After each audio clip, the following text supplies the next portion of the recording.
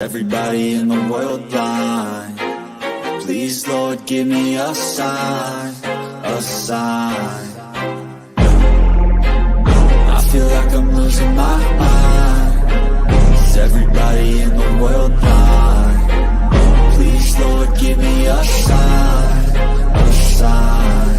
I wanna be the greatest. Everybody on the fake shit. I look around and feel like everybody is the fakest. I make this every day and I'm impatient, hoping one day I blow up from the basement. Statement, the top is so vacant. I don't hear shit that I think is amazing. Waiting for my day when I'm playing sold out shows for 1,000 faces. Hey, give me that crown, get in my way and to be put down. It ain't your place, all this my town. If I want that shit, then I'll get it right now.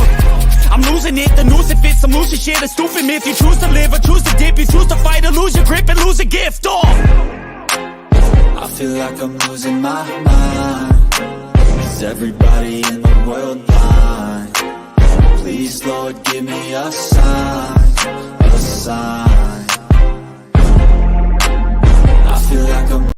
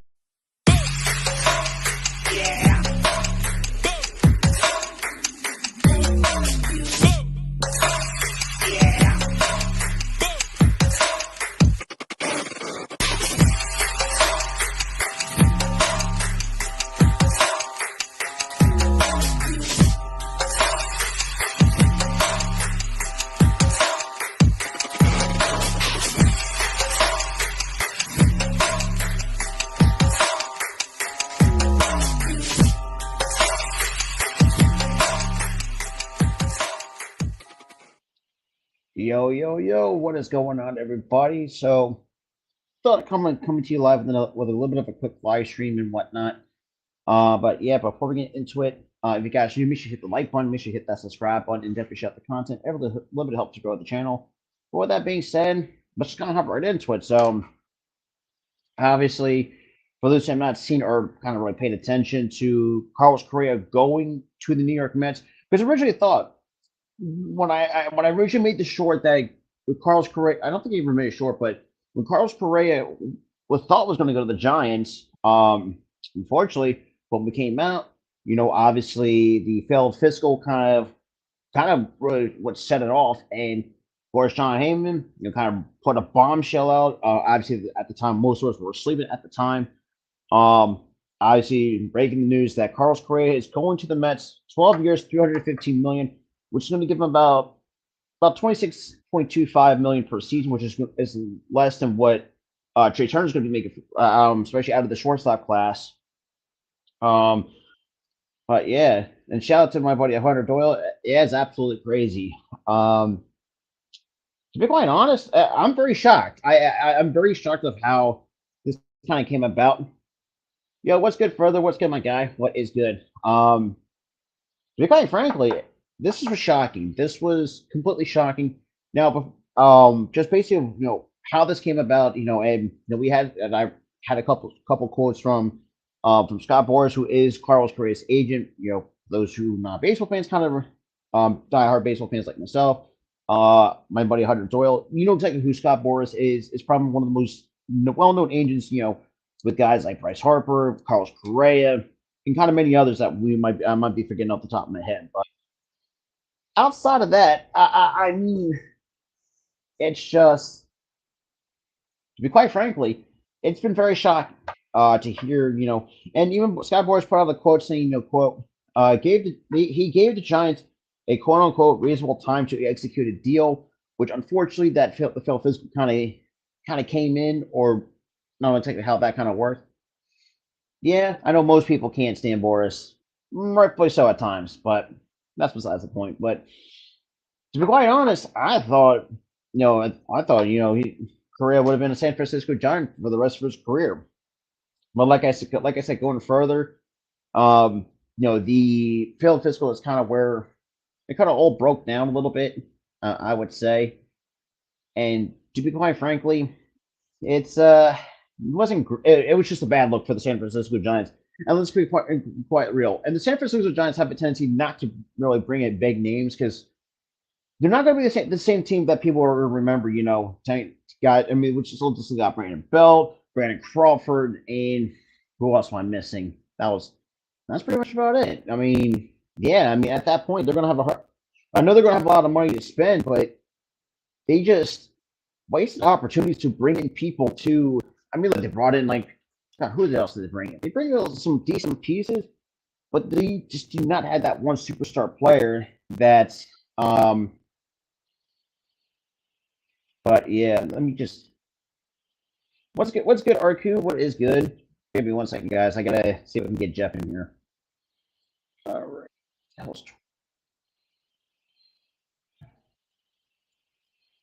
right.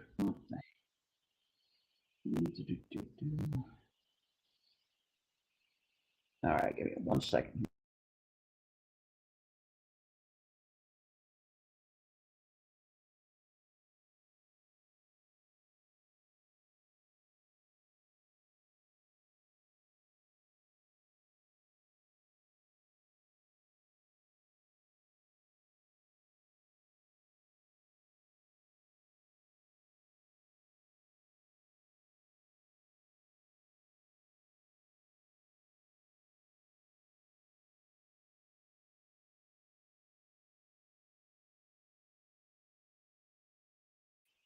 All right, yeah, sorry, I'm back. I had to send Jeff the link because I want to kind of get his thoughts on that.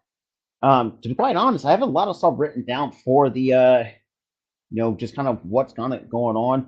Like I said, it's a 12-year, $315 million deal for Carlos Correa. Like I said, that's giving them about slightly over 26.25 a season until the age of 40, which is going to be an unrestricted free agent. Scott Boras, who is the client, is Correa's agent. And to be quite honest, I'm with my buddy Hunter Doyle. Boras at times can be very stubborn at times trying to get deals done, and that's just how he is. And to be quite frankly, yeah, and the Giants just wasting an opportunity to get a guy like Correa because their shortstop is going to be, I would say, called into question because Brandon Crawford is not getting any younger as he used to. He's not going to be the same player as he used to be. Remember the days on those World Series teams, even prior to that as well at the same time. But to be quite frankly, yeah, that's just another wasted opportunity that the Giants missed out on. Because the fact that the fact that we're going to get Aaron Judge, which is going to be highly improbable. How all that kind of went down. But to be quite honest, it's Giants fans.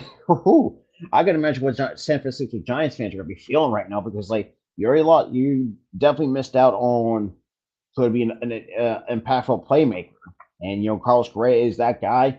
A two-time All-Star, has a Gold Glove and a Platinum Glove. Shows he's a great defender. He's good with the bats. You can pretty much get best of both worlds. So far, this past season, finished a 291 batting average, 22 homers, 64 RBIs, and put up a 5.4 WAR, which was actually some solid numbers on his only one season with the Minnesota Twins. But since going to the Mets, obviously, the people are going to say, why did the Mets even get a guy like Carlos Correa? Now, a lot of times I would say, it doesn't make sense, but knowing that the Mets don't want to have a solid third baseman, so much I do think that's the one reason why. And plus, I think too, and the Mets are just big spenders, and we saw that put almost over $800 million into this all season. And at times, it's the one key thing that I actually put down is Carlos Correa is kind of injury prone. We saw the last 7 of his 8 years sporadically being on the injured list, and that's always the biggest issue with Carlos Correa. Now obviously, last season he played a really good amount of games, which is I think his first full, first or second.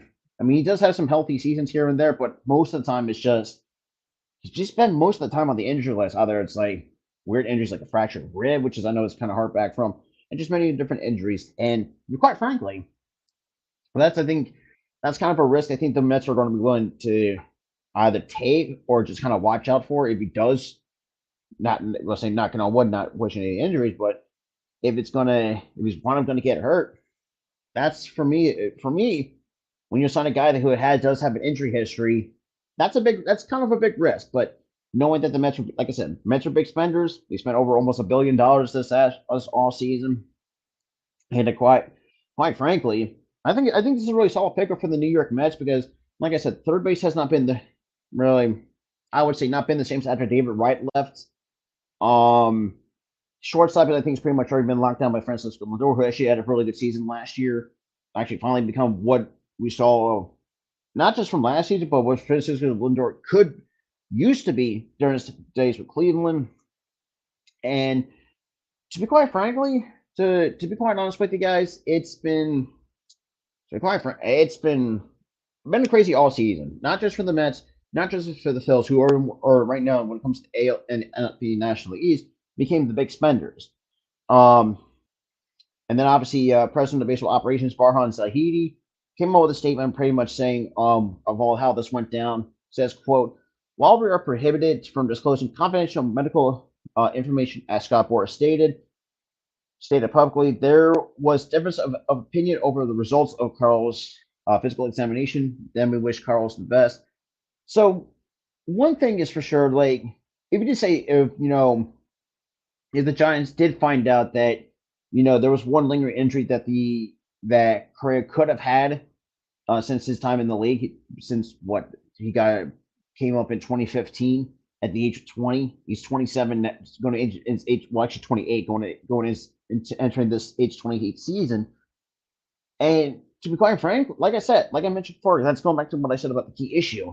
The key issue with Correa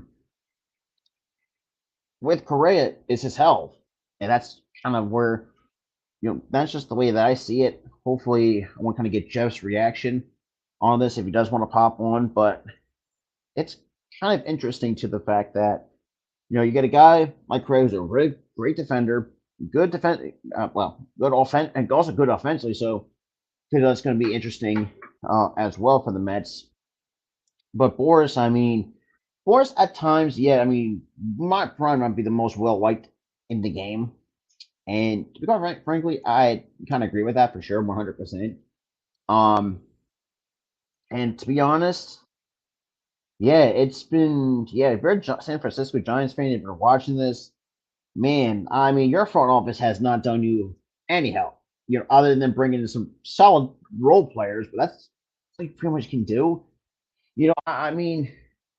It's yeah, I've seen Mets fans, rightfully so. I think Carlos Correa, just as a whole, has kind of just been, I think, I want to say that missing piece, but could be the guy that strengthens up their third base position. Because, like I said, the third base spot hasn't really been the best since the days of David Wright.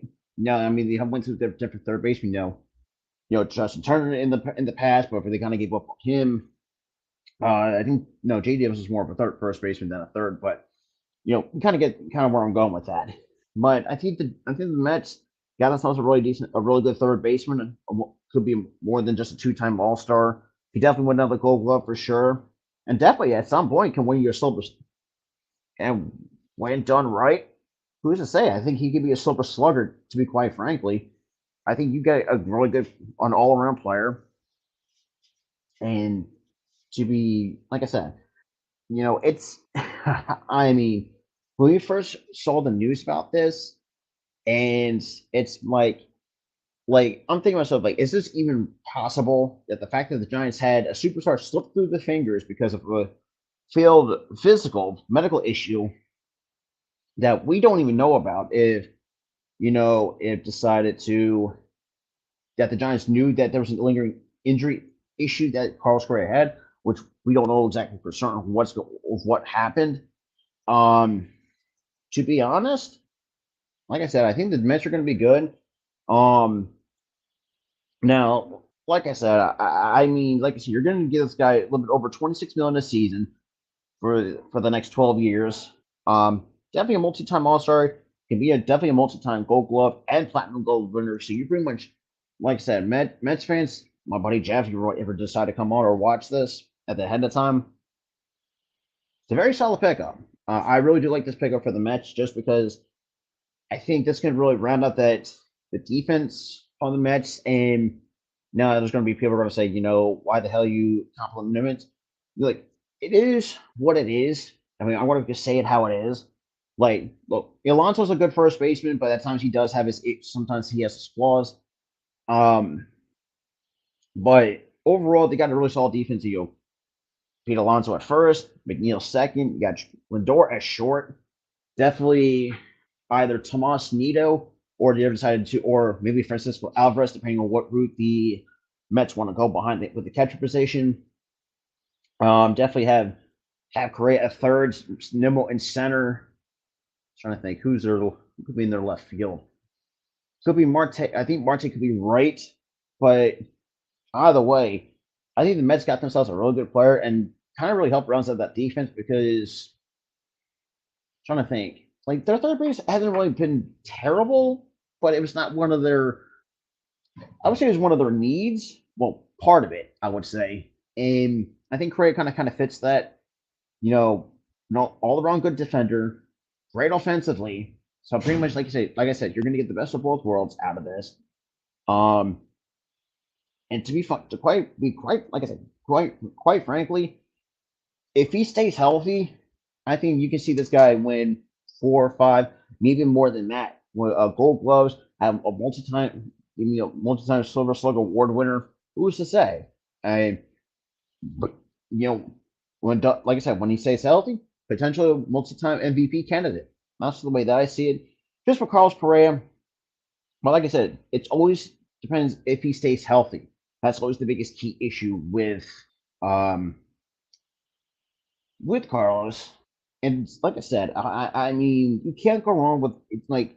Now, I did read an article that said there's a little bit of some risk, which, like I said, that comes with health issues that he's had. But quite frankly, it's going to be very interesting. But like I said, I don't want to spend too much time on it. Thought it would be, do a bit of a quick live stream, but that's all I got for you guys. Hopefully, I know Mets fans are really kind of happy, and I'm really excited. I mean, we got less than 100 days left before opening day, so I think everybody should be excited for the baseball season and see how their teams do. Now, maybe you're a Texas Rangers fan, Phillies fan, just a general baseball fan in general. Like I said, just a general baseball fan.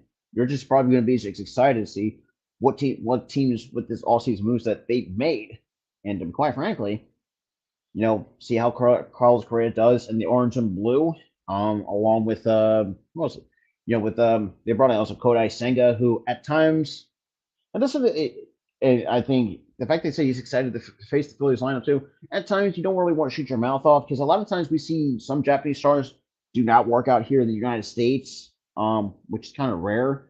I mean, to be quite honest, I mean, the MLB does not have a track record of having bad Japanese players. I mean, the only ones he's really had good careers, Masahiro Tanaka. I mean, I know he kind of fizzles out towards the end. Shohei, we'll see how that goes. Which is I think is still kind of too early to tell. I would say in his kind of young major league career, Ichiro's are pretty much the standard. Just had a really good career for the last 2 decades or so. But like I said, Correa, talking about, throwing a curveball. I know that's kind of a bad pun, but it really was a curveball for most of us baseball fans. We all thought, that Correa was going to be a giant. Now, one more thing, which I will talk about, like when someone.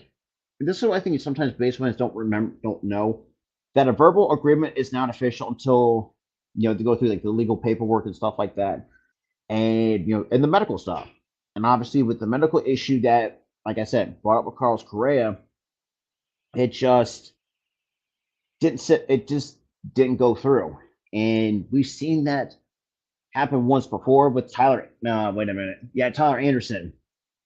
Because this is like a similar situation that that the Phillies have done. We were supposed to acquire a guy like Tyler Anderson. His physical kind of fell through, and that just put a kink in things. And that's what happened. That's what's happened with the San Francisco Giants and Carlos Correa and the Mets. With Steve Cohen really spending, like I said, almost spending over almost $1 billion this off season. And just retains, and most of that just kind of retains the same core that they got. Unless some guys walk as well at the same time. But at the end of the day, it's still a solid move, no matter how you look at it. And I know there's going to be some that do have their mixed feelings with Carlos Correa after what everything has gone on.